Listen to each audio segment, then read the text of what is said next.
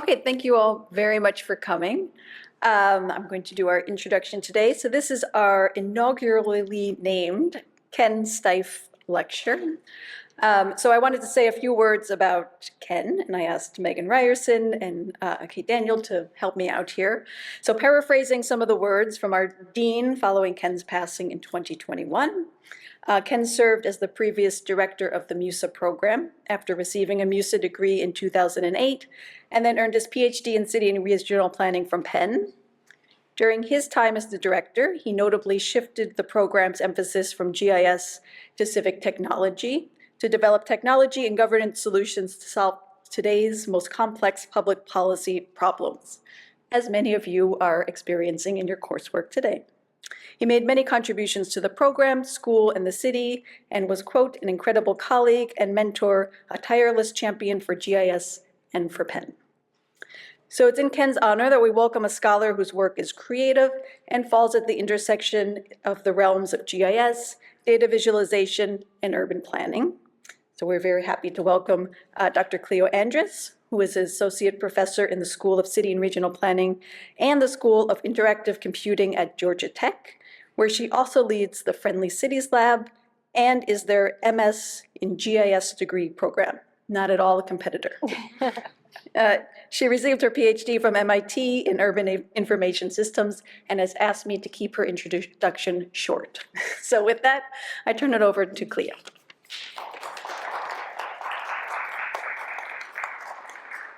Thank you so much for having me today. And I'd like to say, too, I got a chance to read about Ken and all of his work, and I was extremely humbled.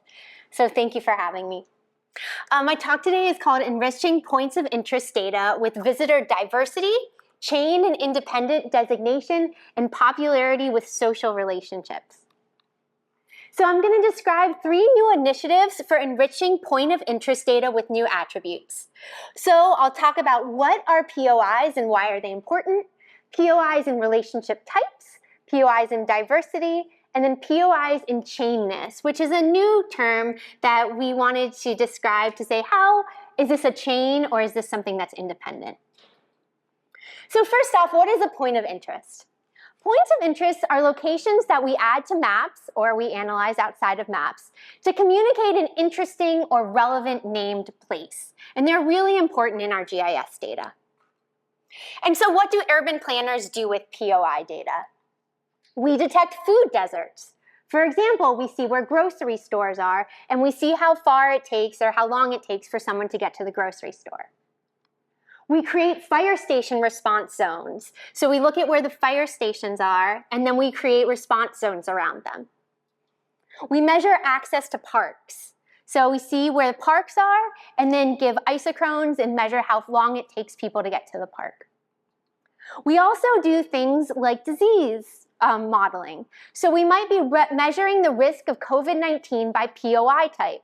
And this was a really great study done a few years ago that looked at different types of points of interest and modeled the additional infections of COVID-19 per 100,000 individuals, and found out that full-service restaurants and fitness centers were places that accumulated more cases, and the lowest places here would be convenience stores and new car dealers.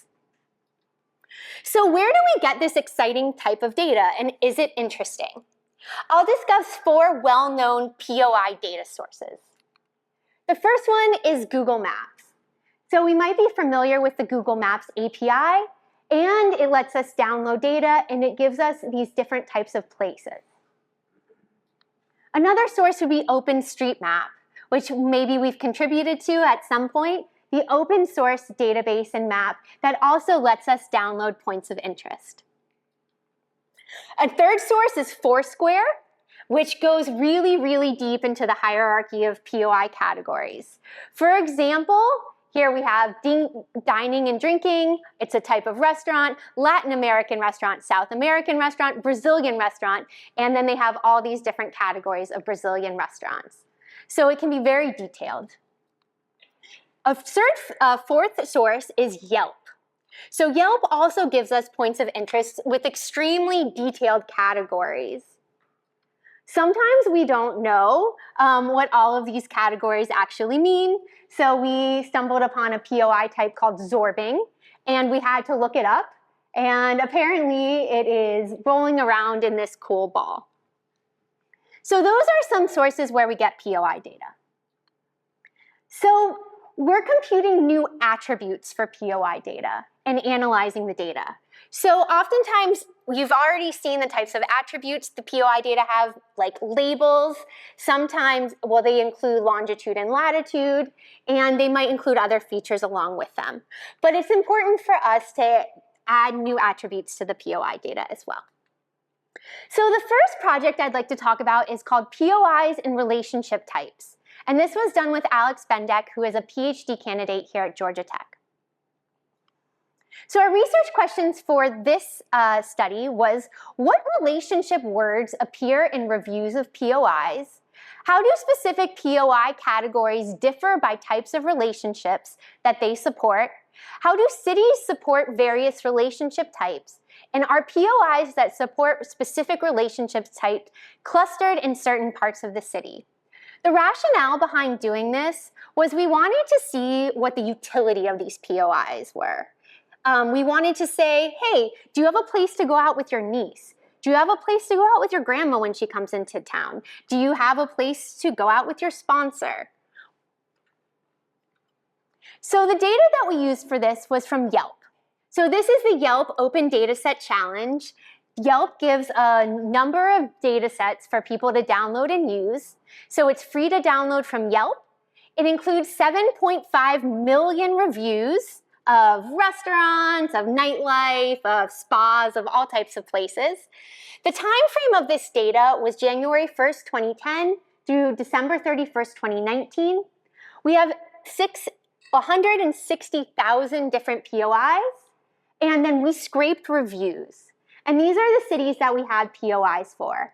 And this is part of, these cities were chosen by Yelp as part of the challenge to give it to us. So what does one of these reviews look like? Here's an example at Reading Terminal Market. So Lisa here from New York, who has 19 ice cream reviews, gave a review of the market, 5 stars. And in her review, or in their review, there's something highlighted here that we found, like my friend. So that's of interest to us. We want to know who you're going with to these places. This is another example. Emily said, went here for happy hour with my girlfriend yesterday. And this is from Louie Louie. Here's a third example from right here at the Penn Museum. The Penn Museum is a museum of archaeology and anthropology here at Penn, and my friend and I visited it. So we are looking through the different Yelp reviews to try to find evidence of personal relationships. So what types of relationships and what types of keywords are we looking for? We had to determine these a priori. We sourced them from the American Time Use Survey, which is something I haven't used very much, but it was really helpful because it gave us a list of relationships. We also cross-checked these with a number of graduate students to say, is there anything we're missing? Can you tell us some new words? They were mentioning bae, boo, nibbling, a lot of gender-neutral terms that were really helpful for us. None of the nibbling popped up in any of the reviews, but moving forward, we definitely want to make sure we have all of those new relationship keywords. So we grouped these relationship words into 4 different types: family, romantic, friendship, and professional. And it wasn't necessarily clear whether husband and wife went under romantic or family, so there's a little bit of gray area here. And we didn't double count duplicate occurrences. So if something said my sister a few times, we didn't double count those. Our text mining was performed in Python using pandas in the NLTK libraries. And then we did the mapping in spatial statistics in ArcMap.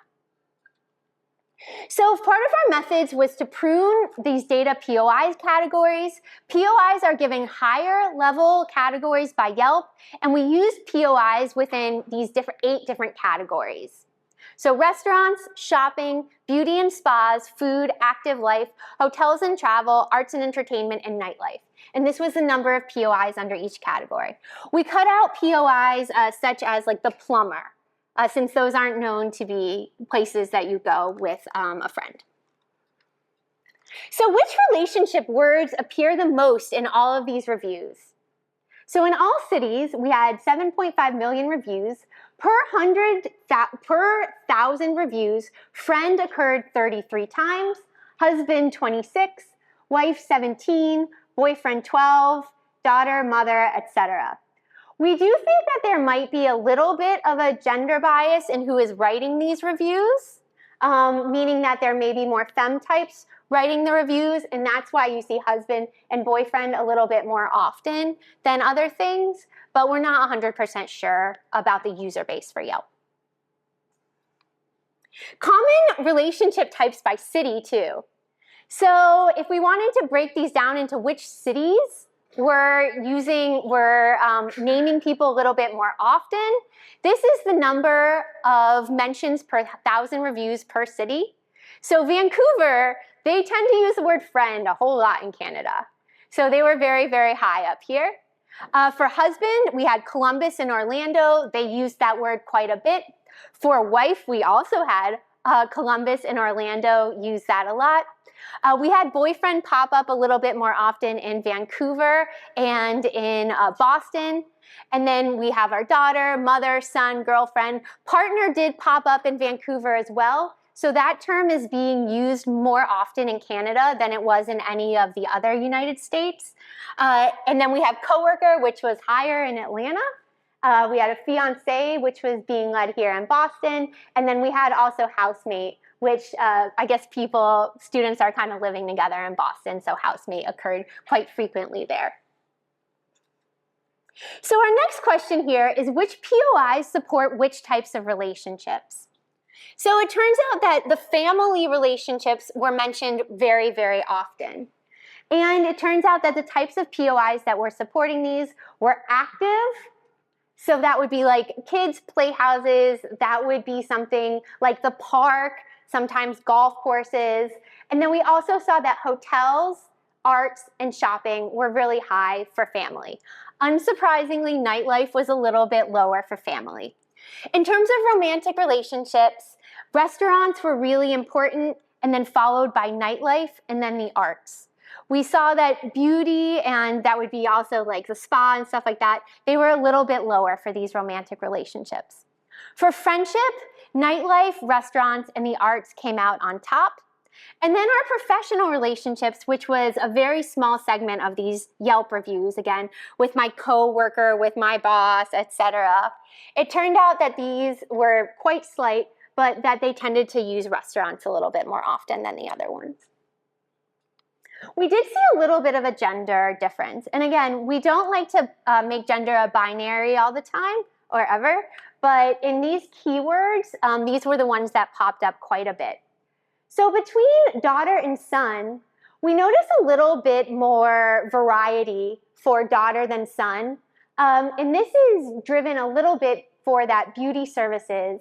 So this is a POI breakdown for selected relationship words.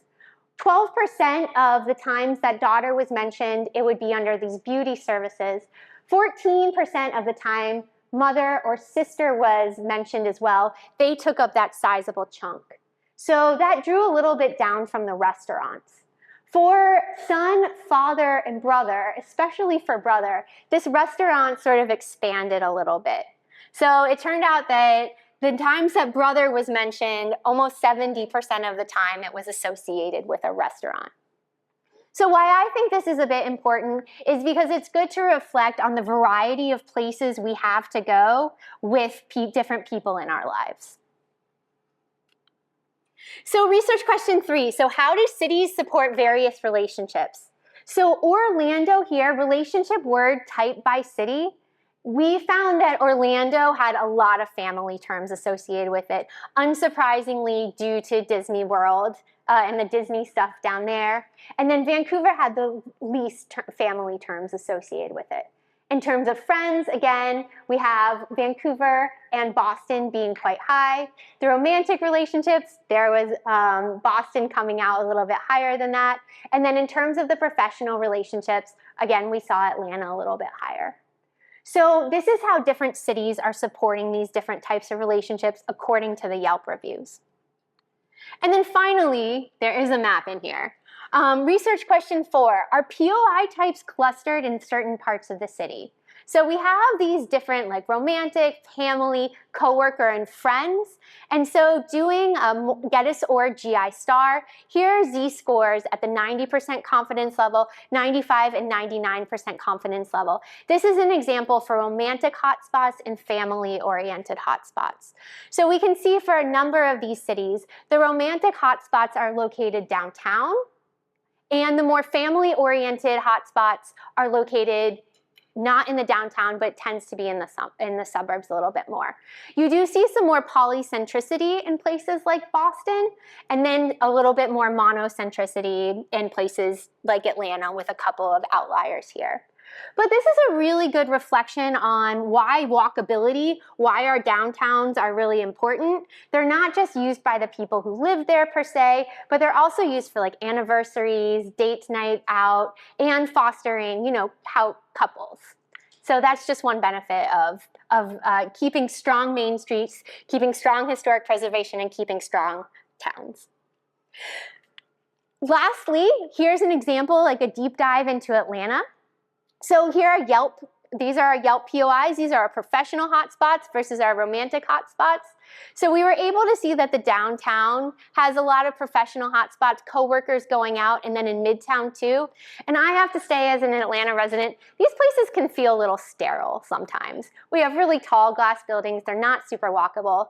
The Beltline, which you may have heard of, a new walking path that circumvents Atlanta here, Edgewood, Old Fourth Ward, and the Beltline, we saw a lot of romantic keywords popping out there. So going on out to dinner with somebody or just going on a stroll with someone, it really elevated those.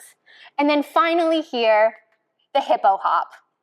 The hippo hop in Atlanta had such a high keyword frequency that we started sort of joking around about it, and it returned many, many family keywords. And so the joke about this, we were calling this project No Dates at the Hippo Hop. So that was a review of how we can use crowdsourced data from Yelp to try to better understand how our points of interest are fulfilling different types of social relationships. And this can be really important to help us get out, help us go places with people we care about. Our next project is POIs and diversity. And this is with Solha Lee, who's a PhD candidate at UC Irvine. So POIs provide opportunities for social interaction and support for ties. So here's just 2 examples. Some destinations have a homogeneous crowd and others might have a more diverse crowd. And the way you want to define those can be very, very broad, and it's up to us to define them. So we have 2 research questions we wanted to focus on here. Where in Atlanta are high diversity POIs located, and which types of POIs have more diverse set of visitors in terms of income and race? This is the presentation that I have a long list of limitations for, or this is the paper that I have a long list of limitations for at the end. Extremely limited. It's hard to define diversity. It's really hard to distill these into such small categories. So please take this with a grain of salt, and hopefully it'll inspire a broader, more robust study. So the data that we used is SafeGraph mobility data. So these are origin destination trips at the census block group level. So they start at home to points of interest in destinations. This is the only OD data set I had ever come across that started at a polygon and ended at a point. I didn't really realize that they did that, but here we go. And this is all within the city of Atlanta. So the city of Atlanta, you have to start at a block group within the city limits and end at a point of interest within the city limits. So SafeGraph is sourced from mobile phone apps and GPS traces. It's super black boxy. We don't necessarily know what the customer base is. We don't necessarily know how they're getting their data. So we don't know a lot about the biases. So this is the number of unique visitors to the POIs. The time frame for this was March 2019 to June 2019 inclusive, and then total number of POIs in Atlanta that we have is 6,488. To estimate the income diversity and the racial diversity, which again is extremely simplified in this particular example, we have medium income household that's divided into 5 bins. Race, we did Black, African American, and white, which represents 87.6% of the total population. That's not 100% of the total population. That's less than 90% of the total population. So we did not capture other racial groups. So this is just looking at those 2. Again, in the future, it would be good to expand this a little bit. Again, the geographic unit is a census block group, and there's 313 block groups in the city of Atlanta. These were the most popular locations for this time frame. One was in Piedmont Park, which would have 5,000 visits, and then this is the category of the POIs. We had this physical therapy place in Howell Mill, and this is likely the entire shopping center. So when they give us back a point like, oh, all these people came here, oftentimes it can be the centroid of a larger polygon, but we just know it as the centroid. Retail district, another retail district, a lot of shopping centers. We find that PetSmart also fell victim to that centroid issue. But these were and then we have Emory Hospital at the bottom. These were the top places that people went to. So the methods we have here is to estimate the race and income composition of visitors at each POI by the average composition at their origin block groups. So what this is saying is we know where you all came from to get here. And so we're taking that collective information, that set of origins, and distilling it. And we're creating place income diversity, and we're creating place racial diversity as a deviation from the city average. So place would be more diverse, again, quotes, quotes, if it is much higher than the city average, and it wouldn't be if it's lower than the city average. So here are the answers to our first research question. So where are high diversity points of interest located? So each dot that you see on this map is a POI. You can see that they follow the roads quite a bit.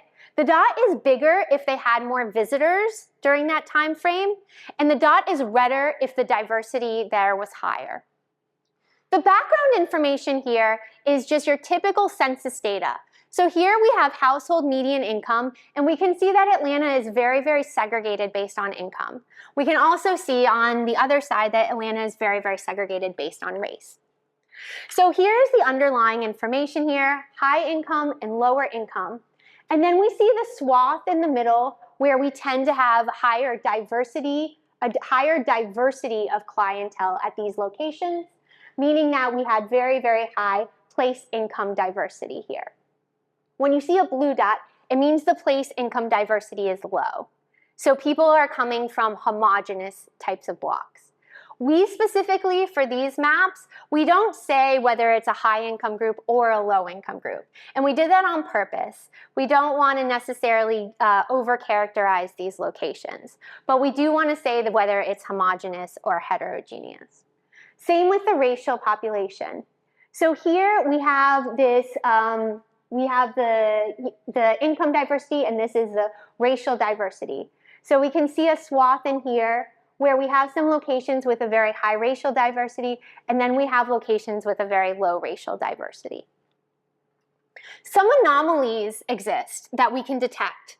For example, some anomalies with high income diversity are a child daycare, a church, a clinic, different religious organizations, so those are often churches but not exclusively, and then a child daycare. So you can have a really, really diverse POI that is located kind of in a sea of not diverse POIs. Here as well, we have clinic, religious organization, some retail down here.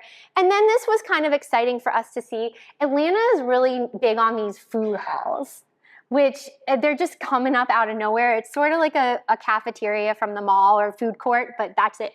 No mall, just food court.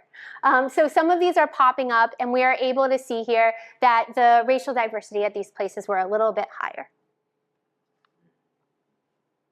So I think I'm okay here. High diversity in commercial centers, high diversity at food places, childcare, hospital, and museum in terms of racial diversity. These were the most diverse places. So cafe, We have a healthcare service, the Trap Museum, which is very, very cool. My coffee shop, and then Emory Healthcare, and then these were also quite diverse. Cookout, that's a local chain. And then these were the highest places for income diversity as well. The highest place for income diversity in the whole city is Grecian Euro, and that is around a bunch of office buildings and people just need their Greek food. Mary Mac's Tea Room is a very, very famous place to eat in Atlanta. It's been around for a very long time, Southern cuisine. So we were very excited to see that that one was also quite diverse. And then this is just like a community fun space in Tech Square where Georgia Tech is as well. So finally here, I wanted to discuss something that I didn't do too much on, but place diversity versus neighborhood changes. So Solha, being the really great urban planner that she is, was like, well, gentrification has a lot to do with this. And she's absolutely right. So a very brief cross-tabulation showed that place diversity was likely to be in certain parts of the city that were experiencing different levels of gentrification. This displacement typology data set was from the Urban Displacement Project, and each neighborhood planning unit here was given a different distinction about where it is in this typology. Is the gentrification advanced?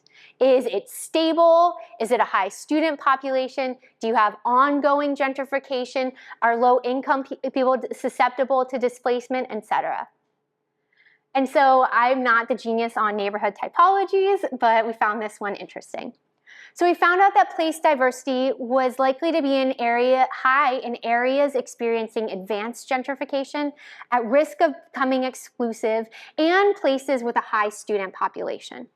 And then it was low in areas that are at risk of gentrification, earlier ongoing gentrification, low income and susceptible to displacement, and then ongoing displacement, stable, advanced, inclusive. I personally think that these are a lot of different categories and it's a little hard to parse them, but it's important to put two of those things together. So I mentioned that there are limitations here. Let me just say them out loud. We used only 2 racial groups, that's not sufficient. Census block group method has many assumptions, and this is something I love to talk about in class. So for example, if you're saying that this block group is 50% of race X, you can't assume that 50% of those people went in one direction, 50% went in another direction. That would be one of our ecological fallacies. So that can be very problematic for this. We didn't account for out-of-town visitors, so this is only people in Atlanta going to Atlanta. We didn't use an econometric travel model. We wondered about workers versus patrons. So for example, these might be people working at the place. They might not be patrons. Homogeneity isn't always a bad sign. We need intentional spaces for certain groups. And diversity is a much wider topic that we want to champion and continue moving on with.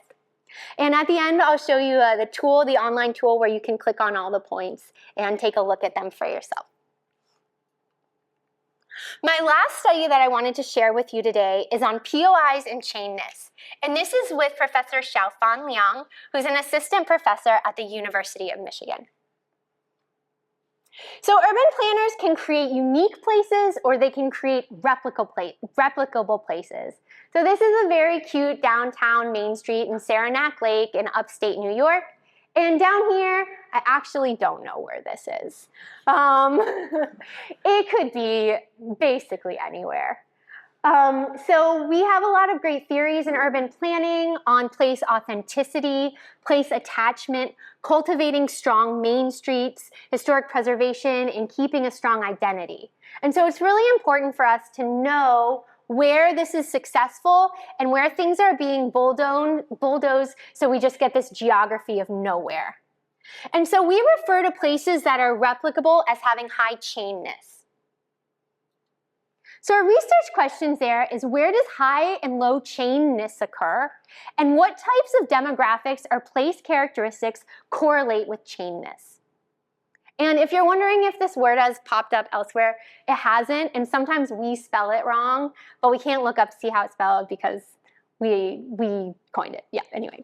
All right, so our case study is restaurants in the US lower 48 states.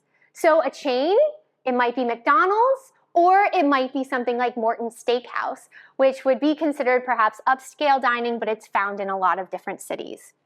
An independent restaurant might be something that is another upscale restaurant, or it might be a very beloved taqueria that is an independent restaurant, for example, in Boston. So our data for this study is Yellow Pages and a private data source, which was called Leeds Deposit. The data is sourced mostly from the Yellow Pages, and we got it from 2016 to 2019 in the 48 states, and we just scraped the Yellow Pages. They don't have an API for that. Restaurants are geolocated to the coordinate level using the Google geocoding API. And then we cross-checked this with Google Maps and with some other map sources to see if it was still there. Restaurants with no address, no resulting geocoding coordinates, or duplicate listings were removed, reducing the data set from over 1 million records, and that includes places like Starbucks, for example, to about 800,000 records. So that's how many points we had for this particular study. The final data set contained about 400,000 unique restaurant names. So over half of these were unique restaurant names. I was surprised by that. I didn't think it was going to be so many. The methods that we used, we had to define what a chain was, and I'll discuss that on the next slide here. Then we reported summary statistics about what types of urban areas and what types of metropolitan statistical areas had high or low restaurant chains. Then we used a random forest model and OLS regression with independent variables such as walk score, population density, and we also measured distances from coastlines, water bodies, and highway exits. We did this in ArcGIS with Python using these different libraries, including the GeoPandas library. Here's an example of a beloved ice cream shop in Atlanta, Zesto's. Well, it's a fast food, and a Dairy Queen also, to just bring home that we're doing chain versus independent. So let me give you a sneak preview here into the data set. So here's a snippet of our data. Again, we had about almost 800,000 records in this data set. So we have the name of the restaurant. Here's an example: Old Ebbitt Grill, Texadelphia, In-N-Out Burger, Waffle House, Starbucks, and then Subway. Subway was the most common restaurant in our data set. So we have the chain ID, we have the city that the restaurant was located in, the coordinates, and then these are the metrics that we created because there wasn't a very clear definition of what a chain is and what a chain isn't. We really just couldn't find one. So this might be the most complicated part of this talk here, but we have 4 different metrics.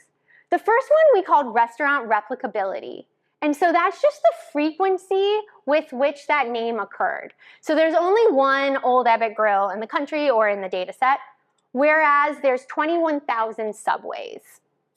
So this frequency was really important to us because it let us differentiate from something like In-N-Out Burger, where there's 146 of them, to Waffle House, where there's over 2,000. Because this is a scalar number, to make it a little bit less complicated for some of the analysis, we just said, is it a chain or isn't? And we chose 5 for a chain restaurant. And we had to justify that, and we said, we looked through the literature, it's hard to justify, but we thought that someone might be able to drive around to their 5 locations in the day if they owned this franchise. And so that was our definition. These 2 are spatial. So not necessarily like how many are there, but how clustered are they? And that's really important because we can't access In-N-Out Burger here in Philly. We can't access Waffle House here in Philly. So even though there's 2,000 of them, how clustered are these? So we have the distance between the points as the average nearest neighbor. This means it's on average 3 kilometers to get from one Subway to another, 3 kilometers to get from one Starbucks to another, 29 kilometers to get to the nearest Texadelphia. And then this one, if you're an independent restaurant, we put you at the maximum. And then here, the spatial span. So this is saying like how far is this 95% confidence interval, like those standard deviational ellipses that you may have used at one point. So 409 kilometers for this one. For In-N-Out Burger, you know, it's on the West Coast, even though there's 146 of them, 1,600 kilometers. Waffle House, even though there's 2,000 of them, they're a lot more concentrated here in the South. So that's how far that they span. So let's take a look at which cities have high and low chainness. So we first did this at the urbanized area level, the UA level, that had at least 100 plus restaurants. So the ones with the least number of chains or the most independent restaurants, the 3 highest ones were in Massachusetts here, Cape Cod, Nantucket, Vineyard Haven, Provincetown. So those are the ones that had the lowest chain penetration. Followed by California, we have like Wine Country, Sonoma, Aspen, and then some other cities here that are known as getaways. San Francisco, even though it's a larger city, they were very, very high on the list of having very, very few chains. On the other hand, we have a lot of smaller cities in the Midwest. Here we have a number in Ohio and in the South that had very, very high % chain penetration. So in Hinesville, Georgia, in rural Georgia here, 64% of the 116 restaurants there are chain restaurants. And this is what the map looks like. So this should actually be 1% to 100%. We have the decimal here. But you can see in bluer areas, these are places with very, very low chain penetration. So they have a lot of independent restaurants. Vermont was our state with the highest percentage of independent restaurants. You can see you can see some coastal patterns here. You can see that a lot of this area, some of the small towns, they have mostly chains in them, really, really high. So if you're thinking about that Fried Green Tomatoes movie, you're driving down rural Georgia, make sure you stop at the independent one if you want fried green tomatoes. We also did this at the metropolitan statistical area, the core-based statistical area. And then we found that these were the cities that have the lowest average frequency of restaurants, meaning that there were a ton of independent restaurants here. And we are happy to see that Philly came up very, very high here. You all have a very cool independent food scene. Same with Providence, we were excited to see that too. And then conversely, we have a lot of cities in the Midwest, that were grown from highways, et cetera, that have a ton of chains associated with them. So Grand Rapids, 44% chain restaurants. Louisville, Kentucky, 50% chain restaurants. Kansas City, 50% as well. Cincinnati, Oklahoma City, half of them are considered chains. And so this is the map just at that level too. So you can see a little bit more broadly here, because these are aligned with the counties, you can see this red area really, really popping out. So finally, what correlates with chainness? We did a random forest model, which I can show you. I have some hidden slides on that, but I'll go over the OLS regression. And so our demographic factors that we were thinking might correlate with high chainness was population density, so population density, education, race, age, and income. We also looked at walk score. We thought density, walkability might correlate with it. And then we looked at Trump-Clinton voters to see if that correlated with it. So OLS regression, these were our results. So the things that tended to correlate with having high penetration of independent restaurants was a high elderly population. So with every 10% increase in elderly population, the frequency went down 200, average frequency went down 230, and the average percent change went down 6.8% with every increase in elderly population. Bachelor's degree had the same effect. The walk score was also the same effect. With every 10 points higher in walk score, 3% fewer chains. And then same with median income. As median income decreased, the chainness decreased. Here's on the other side. We did have the percent population who voted for Trump. With every 10% higher percentage, there is almost a 2% increase in chains. So this had a very, very strong correlation. Total Hispanic, we had some mixtures in the middle here with different races and ethnicities, and then this kind of college age group, which was also high for military as well. And so with 10% increase in the Hispanic population, we saw that the frequency went down, but the chains didn't go down that much. And then the percent African American and Black population, with every 10% increase, the frequency didn't change that much, but the percent chains did go up. Okay, and then finally, here's our last kind of report on this. The average frequency of the restaurants by distance bins. So you see a lot of chains when you get off the highway. So distance from the highway here, you see really, really high frequencies, your Starbucks, your McDonald's, et cetera, and then it goes down a bit. Distance to water bodies, if you are right on the water, it's really likely to be an independent restaurant. And then it goes up as you get away from water. And then the coastline, as you saw, those coastal cities tend to have high independent restaurants. We had a lot of fun working with somebody at the Post for a bit. They liked the data, so they made a cool map of it. And they also took the data and showed the same data set we were using, and showed which cuisine was the most popular in each state, which I hadn't thought of doing, so it was really fun. All right, so I've shown 3 different studies related to points of interest. The take-home messages here is that POIs are important for traditional planning tasks. POIs can contain new attribute information, like the relationships, like diversity, like replicability, that relates to social life and livelihoods. And also, my last takeaway here is that people should be able to explore this information. And I'm not on my laptop right now, but I just wanted to let you know that for each of these, it's really important for us to let people poke around and play.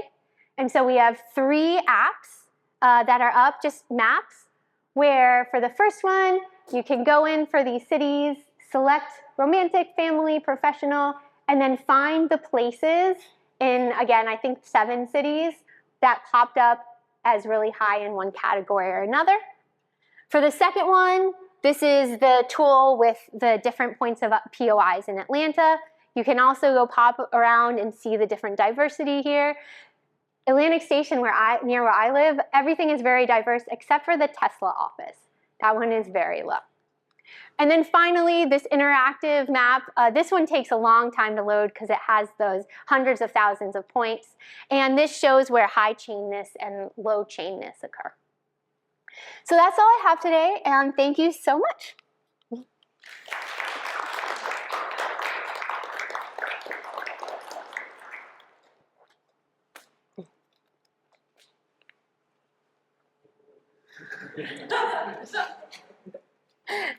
Thank you so much for this. This is really fascinating. I was hoping to go back to the point of workers versus patrons. I thought that was such a nice point and an important point. You know, in the airport world, you know, a lot of times transit is built, in fact, because of the workers and not, you know, for the patrons. And I was hoping that you could comment on the role of transit and transportation, particularly related to your knowledge of Atlanta, in thinking about to what extent do you think that there's a larger diversity found in the POIs in higher income neighborhoods because of possibly better transit or possibly workers? Yeah, so Atlanta is extremely, extremely car oriented. So we don't have very strong transit there. We have our subway line goes up and this way. So we don't have anything over here. We don't have anything over here. And our buses are not super reliable. So if the question is about mobility up here and whether people are able to access more places due to car ownership and mobility, yeah, the relationship with that might be a thing. But I want to clarify how that might relate to the workers, like being able to get to workplaces. Because it's really important, the transit aspect of it, because that's how all these things are connected. More that, do you think that there's a higher diversity of, are you you see a higher diversity in the POIs and the higher income neighborhoods, because it's workers from all over accessing these places, just higher density of businesses and so on that are attracting people to work. Yeah, absolutely. So I would think that for a number of those POIs, even the ones that have very low diversity up here, they still do have workers there. But it would be good for us to maybe go through, and again, we kind of can click on this map. We know which one is a country club. We know which one is Trader Joe's. We know which one is a different restaurant. We know which one is the golf course, etc. And estimating how many workers might be there. And if we still see that we think that there is a high number of workers there, and yet it is still homogeneous, I'm not sure how we would rationalize that, because it might just be that the workers there, we weren't able to count them, or it might be that they are locally here. But it is very, very possible that people from one area go to work in another area here. That's a very, very good point. Yeah. Yeah. Mm-hmm.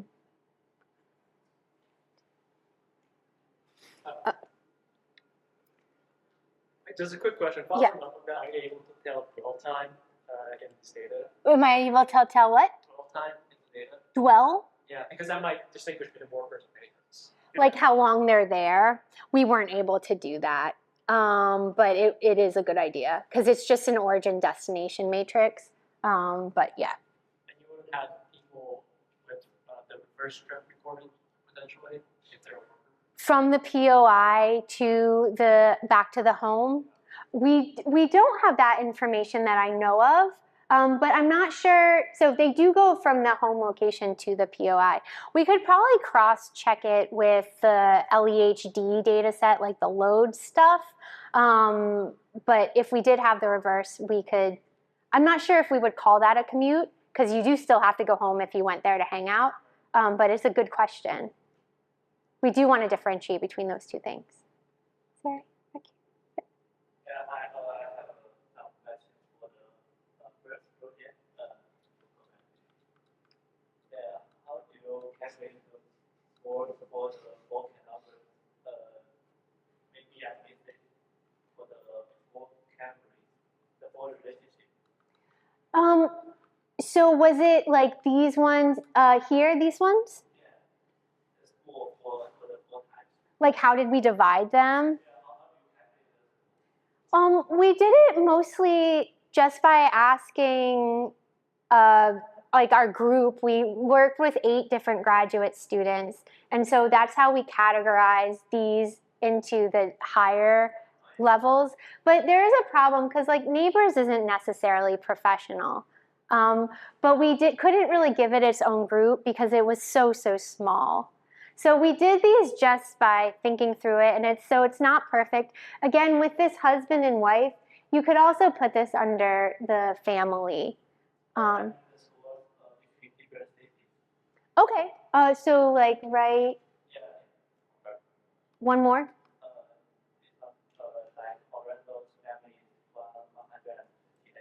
So this is the number of keywords that they gave, I think, per 1,000 reviews. So if it did have 1,000 reviews, if it did have a relationship word associated with it, it meant out of those 1,000 reviews that did have it,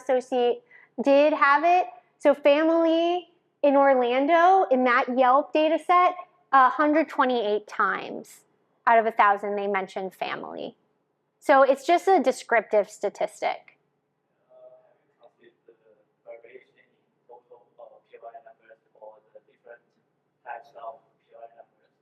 Like if we wanted to see the variance.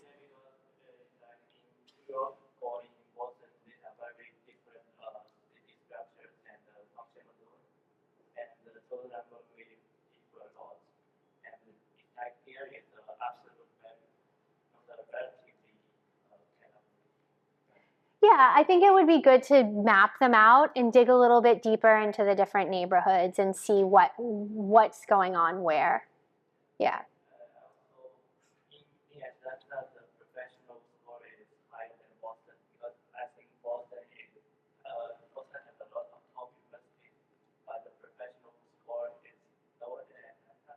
Yeah. I don't know. I think people come to Atlanta for business trips, maybe. We'd have to see. But if you want to poke around and see on that map, there's a map where you can click on every single dot and see, oh, is this the zoo? Is this a coffee shop? Is this a museum? Why is this so high? There are some little problems in there, like jewelry stores popped up as really high on romantic, but you don't go to the jewelry store to hang out. So if we were doing this again, we would be a little bit more careful on what a third place is. Yeah. Great, thanks for your question. 1 and 2? It's just a curiosity. Are you aware of the POI data that's longitudinal? Oh, that's a really good question. Whether they update it, like if a POI disappeared.